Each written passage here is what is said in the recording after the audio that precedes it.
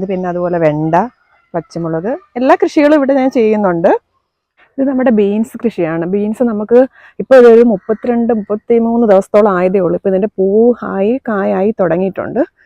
ഇത് നമുക്ക് നല്ല രീതിയിൽ നമുക്ക് നല്ലപോലെ കാണാൻ സാധിക്കുന്നുണ്ടല്ലോ. ഇത് ഫ്ലവർ കഴിഞ്ഞിട്ട് ഇപ്പോൾ ഇതെല്ലാം കായായിട്ടുണ്ട്. കൊലയായിട്ടാണിത് ഉണ്ടാവുന്നത്.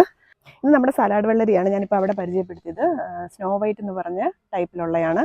നിറച്ചും കായ്ഫലം നമുക്ക് തരും. കഴിക്കാനും നമുക്ക് വളരെ നല്ല ഒരു ഇതാണ്. നിറച്ചും കായ്ഫലം തരുന്നുണ്ട്. ഇതെല്ലാം നിറച്ച് പൂവിട്ട് പിഞ്ചായി നിൽക്കുകയാണ്.